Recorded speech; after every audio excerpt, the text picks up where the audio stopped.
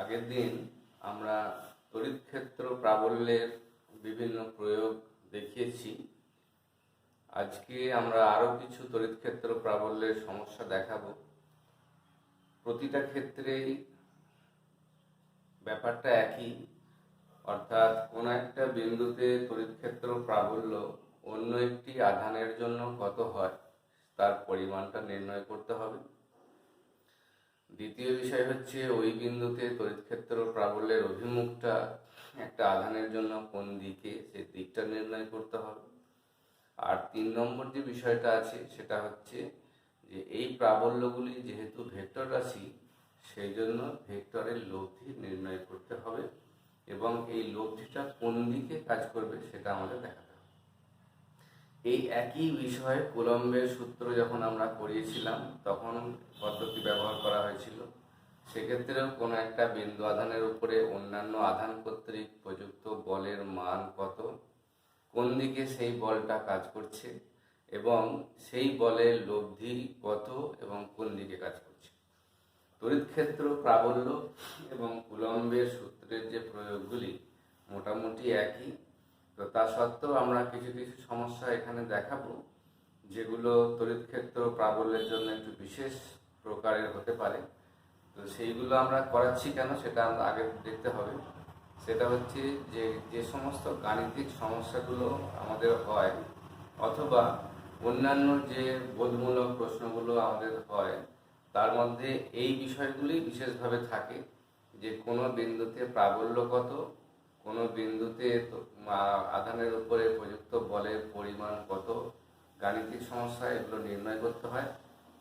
এবং তখন দেখা যায় বিভিন্ন রকমের জ্যামিতিক চিত্র, যেমন একটা বর্গক্ষেত্রের কোনো একটা শীর্ষবিন্দুতে প্রাবল্য কত, সেই বিন্দুতে মোট তাড়িতিক বল কত, এইগুলো বা কর্ণের ছেদ বিন্দুতে কত, একটা ত্রিভুজের কেন্দ্রে প্রাবল্য কত, তো এইগুলো নির্ণয় করার সময় অনেক ক্ষেত্রে দেখা যায় প্রাবল্যের মান এবং দিক নির্ণয় করার সময়, বিশেষ করে কোনো একটা বিন্দুতে তড়িৎ ক্ষেত্র প্রাবল্যের দিকটা নির্ণয় করার সময় অনেকের সমস্যা হয়।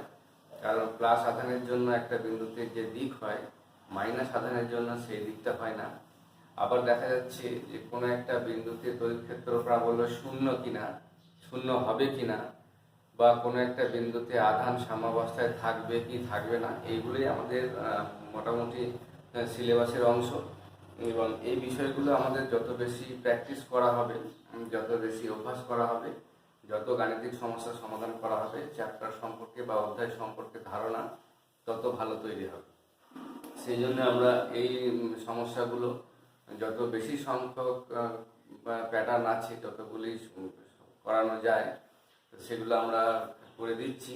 এইগুলো থেকে দেখবে যে কিভাবে অন্যান্য ক্ষেত্রে যে সব সমস্যা একটা ক্লাসের মধ্যে করা সম্ভবপর নয়, তো তা সত্ত্বেও যেগুলো করে দেওয়া হচ্ছে সেগুলোর যে প্রয়োগ, যে অনুমানগুলো পাওয়া গেল, সেই অনুমানগুলো অন্যান্য সমস্যাতে ব্যবহার কীভাবে করা যায়।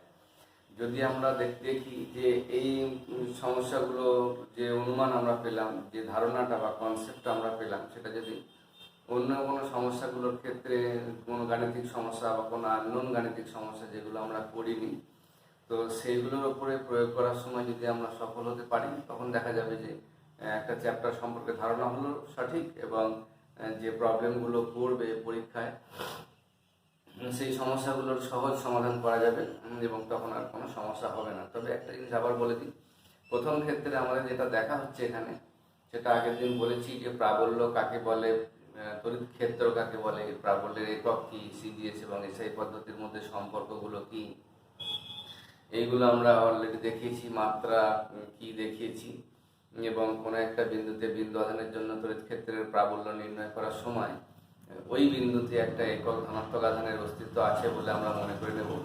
এবং এখানে সর্বদাই মনে রাখতে হবে যে বিন্দুতে তড়িৎ প্রাবল্য নির্ণয় করতে হবে সেই বিন্দুতে সর্বদাই একক ধনাত্মক আধানের অস্তিত্ব আছে নির্ণয় করতে হবে। সেটা ভাবনাকে নিয়েই তবে আমাদের গণনাগুলো হয়। আর কোনো অবস্থাতেই কোনো বিন্দুতে তড়িৎ ক্ষেত্র প্রাবল্য নির্ণয় করার সময় সেই বিন্দুতে ঋণাত্মক +1, ঋণাত্মক 1 বা নেগেটিভ 1 এরকম কিছু চিন্তা ভাবনা করা হয় না। তড়িৎ ক্ষেত্র প্রাবল্যের সংজ্ঞাতেই আছে, দেখবে যে কোনো বিন্দুতে যে একক ধনাত্মক আধানের উপর ক্রিয়াশীল বলটাকেই বলা হচ্ছে প্রাবল্য। এখানে ঋণাত্মক আধান বা -1, -1 এরকম কোনো আধানের অস্তিত্বের কথা নেই। অতএব কোনো বিন্দুতে তড়িৎ ক্ষেত্র প্রাবল্য নির্ণয় করার সময় সর্বদাই আমাদেরকে ওই বিন্দুতে একটি +1 এই আধানটি আছে আমরা মনে করে গণনাগুলো করব। আরেকটা বিষয় দেখো, সেটা হলো যে কুলম্বের সূত্র যখন আমরা করেছি তখন বিভিন্ন জ্যামিতিক চিত্র নিয়েছিলাম, বর্গক্ষেত্র নিয়েছি, আয়তক্ষেত্র, বা দেখা যাচ্ছে সমবাহু ত্রিভুজ, বা অনেক ক্ষেত্রে সমদ্বিবাহু ত্রিভুজ। এইরকম কোনো জ্যামিতিক চিত্রে শীর্ষবিন্দুগুলিতে যদি আধান রাখা হয় তাহলে কোনো একটা বিন্দুতে আধানের উপরে বল ইত্যাদি নির্ণয় করা হয়েছে। সেই একই সমস্যা এখানেও আছে। আমরা এখানে এই জন্য খুব বেশি মাত্রায় এগুলো পড়াবো না, অল্প সংখ্যক করবো, যাতে কুলম্বের সূত্র থেকে অনেকটা ধারণা আশা করি ক্লিয়ার হয়ে গেছে। তো আমরা এখানে তড়িৎ ক্ষেত্র প্রাবল্যের যে সমস্যাগুলো সেইগুলো আমরা কিছু জ্যামিতিক চিত্র দিয়ে দেখাবো এবং আরও কিছু অন্যান্য প্রয়োগ দেখাবো, যাতে এই প্রয়োগগুলির সমাধান করা সম্ভব হয়। প্রথমে দেখো, আমরা এখানে একটা বর্গাকার জায়গার মধ্যে প্রাবল্যটা নির্ণয় করার চেষ্টা করব। তো দেখো, আমরা এখানে একটা বর্গক্ষেত্র নিয়ে নিলাম, একটা বর্গক্ষেত্র এখান থেকে নিলাম এবং এই বর্গক্ষেত্রটা ধরো ABCD বর্গক্ষেত্র, ABCD বর্গক্ষেত্র নিয়েছি। এবং এই বর্গক্ষেত্রে এখানে একটা প্রশ্ন আমি বলে শুরু করব। প্রশ্নটা হচ্ছে, দেখো, 10 সেন্টিমিটার বাহু বিশিষ্ট একটি বর্গক্ষেত্রের 4টি কোণের প্রত্যেকটিতে 20 AC উপরে আধান আছে, প্রত্যেকই +20 আছে। অর্থাৎ এখানে একটা আধান আছে, এটা হলো +20, এখানে আরেকটা আধান আছে, এটা হলো +20। এরকম প্রত্যেকটি শীর্ষবিন্দু আছে, সেগুলোতে আমরা +20 করে আধান রেখেছি, +20 করে আধান রেখেছি। এখানে বলা হচ্ছে যে বর্গক্ষেত্রের যে দুটি কর্ণের ছেদবিন্দু, এই ছেদবিন্দুতে তড়িৎ প্রাবল্যের মান নির্ণয় করো। লক্ষ্য করে দেখো, বর্গক্ষেত্রের কর্ণগুলো আমরা এখানে অঙ্কন করছি। বর্গক্ষেত্রের দুটো কর্ণ এখানে আমরা এইভাবে অঙ্কন করলাম। এই বিন্দুটা হলো ও বিন্দু, কর্ণদ্বয়ের ছেদবিন্দু। এবং একটা জিনিস লক্ষ্য করে দেখো, এখানে বলেছে 10 সেন্টিমিটার বাহু বিশিষ্ট, তাহলে প্রত্যেকটা 10 সেন্টিমিটার নেওয়া হলো, প্রত্যেকটা 10 সেন্টিমিটার নেওয়া হলো। এক্ষেত্রে আমরা প্রথমে কর্ণের দৈর্ঘ্য নির্ণয় করে নেব। দেখো, কর্ণের দৈর্ঘ্যটা এখান থেকে আমরা পাচ্ছি AC = BD হচ্ছে √, এটা দেখে নাও, 10 স্কয়ার প্লাস 10 স্কয়ার দেখো 10√2, দেখে নাও 10√2 হয়েছে। অতএব এখান থেকে লক্ষ্য করে দেখো, OA = OB = OC OD হলো 5√2। তাহলে এই যে প্রত্যেকটা দৈর্ঘ্য হবে, এগুলো সব 5√2 সেন্টিমিটার করে হলো। আমরা এখানে এককগুলো এখানে লেখা হয়। এবারে দেখো, তাহলে 20 সেন্টিমিটারের জন্য এই বিন্দুতে যখন এই ডি বিন্দুতে আধানের জন্য ও বিন্দুতে যখন আমরা প্রাবল্য নির্ণয় করতে যাচ্ছি, তখন ও বিন্দুতে যে প্রাবল্য নির্ণয় করবো, তার মানে এখানে একটা +1 এর অস্তিত্ব আছে বলে আমরা ধরে নেব। তাহলে সেক্ষেত্রে এখানে বিকর্ষণ বল প্রযুক্ত হবে, যেহেতু এটা +20। এবং বিকর্ষণ বলের পরিমাণটা এখান থেকে আমরা প্রাবল্য নির্ণয় করব ED, অর্থাৎ ডি বিন্দুতে আধানের জন্য যে ও বিন্দুতে প্রাবল্য হয় সেটাকে আমরা ED ধরে নিয়েছি। ED = CGS পদ্ধতিতে আমরা গণনা করব। CGS পদ্ধতি দেখো, 5√2 তার স্কয়ার, 5√2 তার স্কয়ার, ঠিক আছে। তাহলে এখান থেকে দেখা যাচ্ছে এটা দাঁড়ালো 20/50, 20/50। তো এদিকে পাওয়া গেল। আবার দেখো, বি বিন্দুর জন্য প্রাবল্য যদি হয়, তাহলে বি বিন্দুতে যে 20 AC আধান আছে তার জন্য ও বিন্দুতে প্রাবল্য নির্ণয় করেছি। ও বিন্দুতে প্রাবল্য নির্ণয় করার সময় লক্ষ্য করে দেখো, এটাও হবে একই, 20/5√2 তার স্কয়ার হচ্ছে 20/50। এটা হলো ডাইন পার ইএসইউ, সব একই একক, ডাইন পার ইএসইউ। কিন্তু দিকটা দেখো, বি বিন্দু যেহেতু এই বিন্দুকে ঠেলা দেয়, বিকর্ষণ করে, তাহলে এই দিকটা হবে EB, ঠিক আছে। আবার দেখো, EA, এ বিন্দুর জন্য যখন প্রাবল্য নির্ণয় করছি, মানটা একই হবে, 20/5√2² = 20/50, ঠিক আছে। আবার দেখো ইসি ইকুয়াল টু একই হবে 20/50, এবং এক্ষেত্রে দেখো ইএ এই দিকে প্রাবল্যের অভিমুখটা দেবে, আবার ইসি এটা হলো ধরো ইএ, আবার সি বিন্দু এদিকে প্রাবল্য দেবে ইসি। তাহলে এখানে একটা জিনিস লক্ষ্য করে দেখো, এসি রেখায় ও বিন্দুতে ইএ এবং ইসি সমান পরিমাণ প্রাবল্য একই বিন্দুতে পরস্পর বিপরীত দিকে কাজ করে। তাহলে স্বাভাবিকভাবেই আমরা বলতে পারি ইএ এবং ইসি এদের লব্ধি শূন্য হবে। অনুরূপভাবে আবার ইবি এবং এই দিকে ধরো ইডি, এইটা হলো ইডি ও বিন্দুতে পরস্পর বিপরীত এবং সমান। তাহলে দেখা যাচ্ছে ইডি এবং ইবি পরস্পর সমান বিপরীতমুখী, তাহলে ও বিন্দুতে ইবি এবং ইডির লব্ধি শূন্য হবে। তাহলে দেখা যাচ্ছে যে এবিসিডি চারটিতেই সমান পরিমাণ যে আধান অর্থাৎ +20 ইএসি উপরে আধান রাখা হয়েছে, তার কারণে ও বিন্দুতে, ঠিক আছে, অর্থাৎ এই যে বিন্দুটা ও বিন্দু, এই বিন্দুতে তড়িৎ ক্ষেত্রের প্রাবল্য শূন্য। অর্থাৎ একটা বর্গাকার বা বর্গক্ষেত্রের চারটে শীর্ষবিন্দুতে সমান পরিমাণ এবং সমচিহ্নযুক্ত যদি আধান আমরা রাখি, তাহলে বর্গক্ষেত্রের কেন্দ্রের মধ্যে যে লব্ধি প্রাবল্য পাওয়া যাবে সেটা হবে শূন্য। অর্থাৎ বর্গক্ষেত্রের কেন্দ্রে কোনো প্রাবল্য পাওয়া যায় না, শূন্য প্রাবল্য এখান থেকে পাওয়া যাবে। তাহলে ব্যাপারটা লক্ষ্য করে দেখো, এখানে একটা জিনিস আমাদের বিশেষভাবে নজর করবার মতো, সেটা হচ্ছে দেখো ও বিন্দুতে প্রাবল্য আমরা পাচ্ছি, চারটি প্রাবল্য পেয়েছি এবং এই বিভিন্ন দিকে প্রাবল্যগুলো পাচ্ছি। এই প্রাবল্যগুলো নির্ণয় করার সময় যদি আমরা দেখো মান প্রত্যেকেরই আছে এবং প্রত্যেকেই সমান মান বিশিষ্ট। এখন যদি ও বিন্দুতে প্রাবল্য নির্ণয় করবার সময় দিকগুলো আমি সঠিকভাবে নির্ণয় করতে না পারতাম বা না পারি, তাহলে সেক্ষেত্রে দেখো ও বিন্দুতে প্রাবল্যটা তুমি শূন্য পেতে না। তাহলে দেখা যাচ্ছে যে ও বিন্দুতে যে প্রাবল্য নির্ণয়, লব্ধি প্রাবল্য নির্ণয় করার সময় এখানে গুরুত্বপূর্ণ বিষয় হচ্ছে যে প্রাবল্যের প্রত্যেকটি আধানের জন্য যে প্রাবল্য, ধরো এ বিন্দুতে যে প্রাবল্য হবে, বি বিন্দুর জন্য প্রাবল্য, সি বিন্দুর জন্য প্রাবল্য, প্রাবল্যের অভিমুখগুলো কোন দিকে হয় এইটা আমাদের বিশেষভাবে এখানে দেখতে হবে। তাহলেই আমাদের ক্যালকুলেশন বা গণনাগুলো অনেকটা সহজ হয়ে যাবে। ঠিক আছে, এটা একটা প্রবলেম হলো। প্রবলেম নাম্বার 2 দেখো,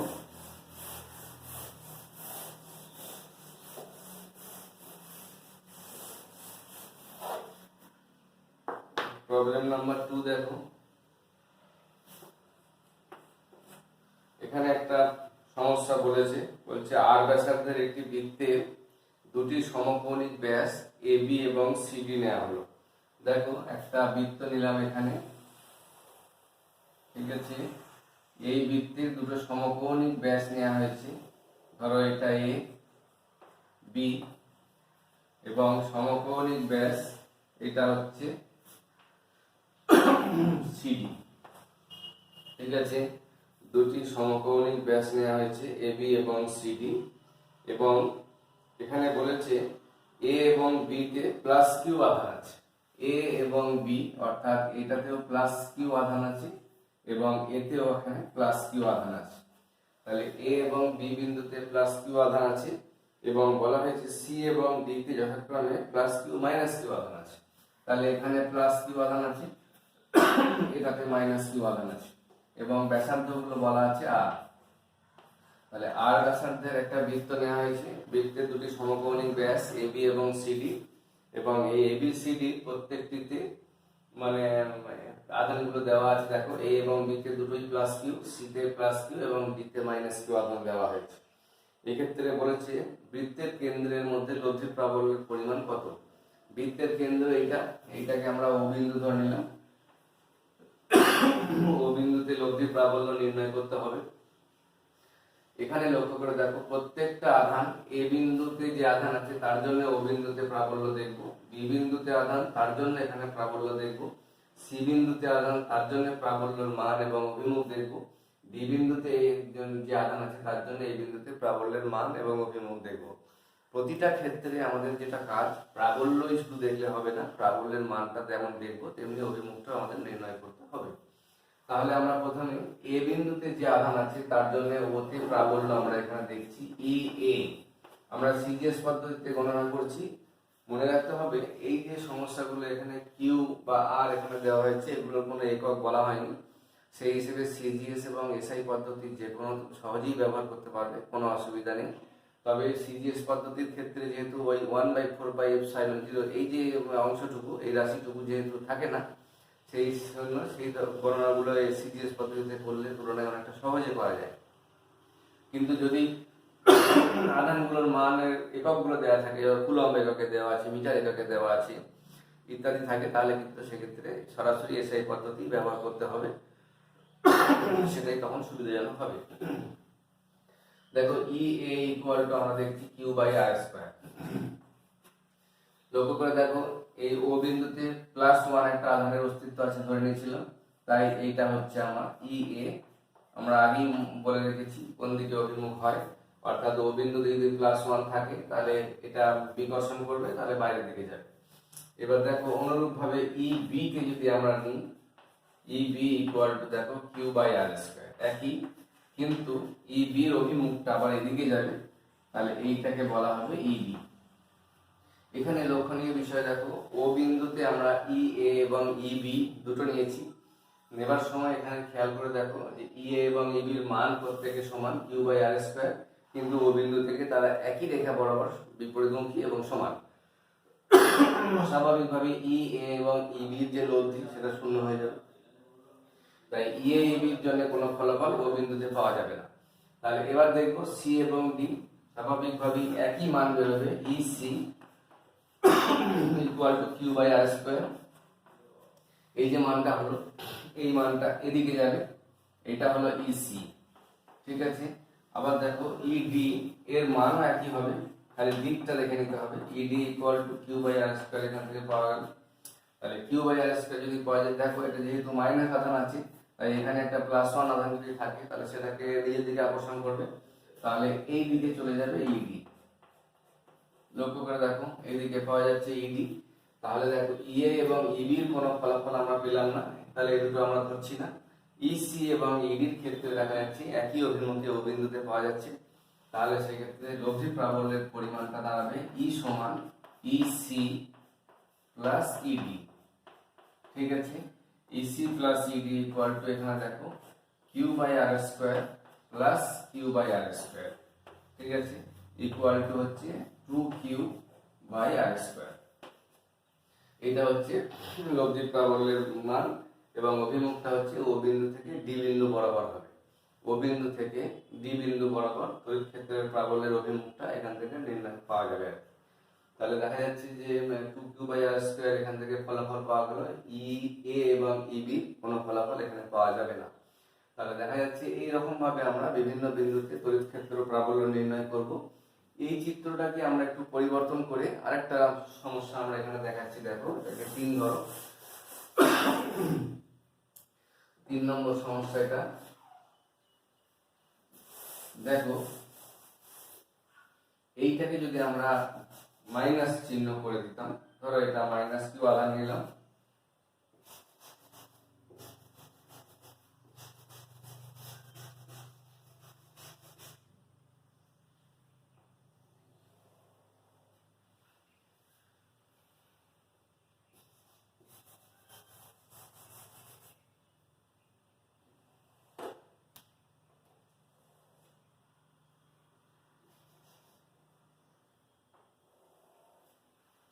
এরকম একটা আধান সমবায় নিলাম, আর ব্যাসার্ধের বৃত্ত নিয়েছি। এখানে দেখো এখানে দুটি পরস্পর লম্ব দুটো ব্যাস নেওয়া হয়েছে, সমকৌণিক ব্যাস নেওয়া হয়েছে দুটো। তো নেওয়া হওয়ার সময় লক্ষ্য করে দেখা একটা জিনিস, তো এখানে এ বিন্দুতে +Q, সি বিন্দুতে +Q, বি তে মাইনাস, ডি তে মাইনাস নেওয়া হয়েছে। এই যে ক্ষেত্রটাতে সমস্যাটা একই, একটু আগেরটা বোঝানোর ক্ষেত্রে সুবিধা হবে। তো লক্ষ্য করে দেখো এখানে +Q আধানের জন্য ও বিন্দুতে প্রাবল্য, বা সি বিন্দুর জন্য হতে প্রাবল্য, বি বিন্দুর জন্য হতে প্রাবল্য, ডি বিন্দুর জন্য ও বিন্দুতে প্রাবল্য গুলো সমান, এবং প্রতিটা ক্ষেত্রে আমরা লিখে দেবো এটা একই। দেখো ই এ সমান ই বি সমান ই সি সমান ই ডি, প্রত্যেকই সমান ইকুয়াল টু হলো Q/r², ঠিক আছে। মানগুলো সমানই হবে কারণ আধান এবং দূরত্বগুলো সমান আছে। এখানে যেটা আমাদের দরকার সেটা হচ্ছে যে দিকগুলো দেখতে হবে। তাহলে এ বিন্দুর জন্য প্রাবল্যের দিক হলো এটা হলো, এখানে লক্ষ্য করে দেখো এটা হলো ই এ। আবার বি বিন্দুর জন্য যখন প্রাবল্য হবে তখন এই দিকেই প্রাবল্যটা পাওয়া যাবে, এটা হলো ইবি, কারণ এটা মাইনাস চিহ্ন আছে। সি বিন্দুর জন্য এখানে প্রাবল্য হবে, এটা হলো ইসি। আর ডি বিন্দুর জন্য একই দিকে প্রাবল্য পাওয়া যাবে, এটা হলো ইবি। তাহলে স্বাভাবিকভাবেই ও বিন্দু থেকে বি এর দিকে প্রাবল্য ধরে নাও ইউ1, লব্ধি পাওয়া যাবে। লব্ধিটা হচ্ছে ই এ প্লাস ইবি ইকুয়াল টু দেখো 2q/r²। ঠিক আছে, আবার দেখো ইসি এবং ইডি একই দিকে থাকার জন্য এখান থেকে লব্ধি প্রাবল্য ওই বরাবর পাওয়া যাবে, অর্থাৎ ও থেকে ডি বিন্দু বরাবর, সেটা হচ্ছে ইসি প্লাস ইডি, মানটা একই আছে, অর্থাৎ 2q/r² পাওয়া যাবে। লক্ষ্য করে দেখো, তার মানে এইদিকে একটা প্রাবল্য আছে, ওইদিকে একটা প্রাবল্য আছে, এবং এটা সমকোণিক ব্যাসই আমরা নিয়েছিলাম। তাহলে এই কোণটা 90 ডিগ্রি আছে। তাহলে লব্ধিটা, চূড়ান্ত যে লব্ধিটা পাওয়া যাবে ই, সেটা আমরা এই দিকে নির্ণয় করব। ঠিক আছে, সামান্তরিক সূত্র অনুযায়ী বা ভেক্টরের যোগফল নির্ণয় করার যে পদ্ধতি, সেটা হচ্ছে ই সমান √(e1² প্লাস e2²), পরস্পর লম্ব থাকার কারণে e1² plus e2² equal to, আমরা এখান থেকে দেখতে পাবো 4q²/r⁴ প্লাস 4q²/r⁴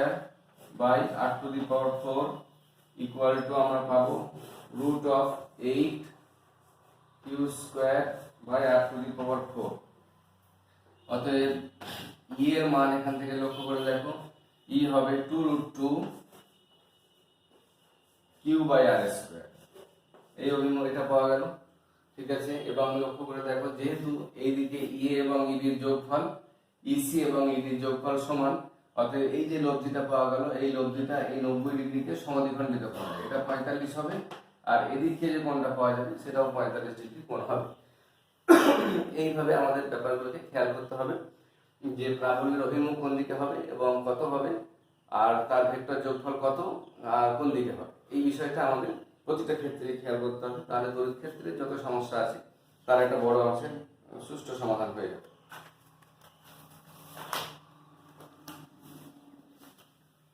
তারপর দেখো,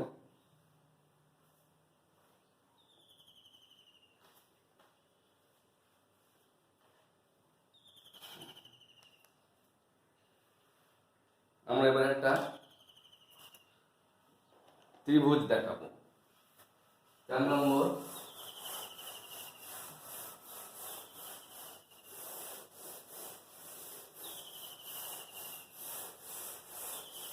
দেখো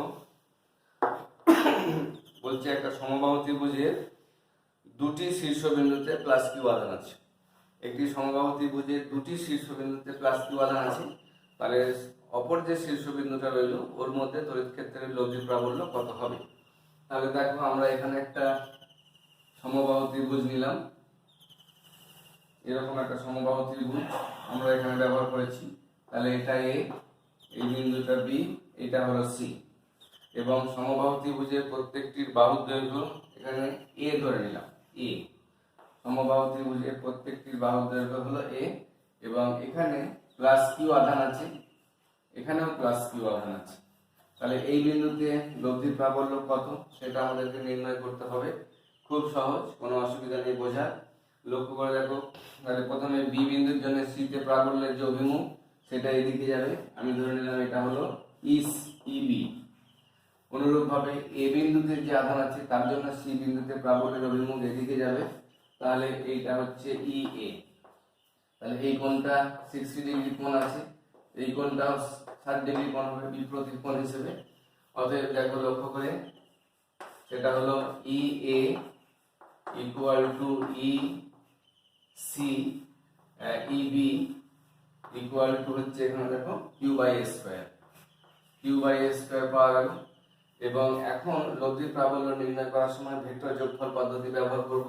তাহলে E equal to root of, দেখো ই² প্লাস ইবি² প্লাস 2ea ইবি cos 60 সামান্তরিক সূত্র এখানে ব্যবহার করা হয়েছে। তাহলে ইকুয়াল টু হচ্ছে E square Q square by A to the power 4 plus এটাও Q square by A to the power 4 plus 2 দুটো একসঙ্গে করলে হবে Q square by A to the power 4 into half. এই দুটো কেটে গেল, তাহলে দেখা যাচ্ছে এখানে মান হবে √3 কিউ বাই স্কোয়ার। এই মানটা এখান থেকে পাওয়া যাবে এবং লব্ধিটা এই দিক বরাবর চলে যাবে।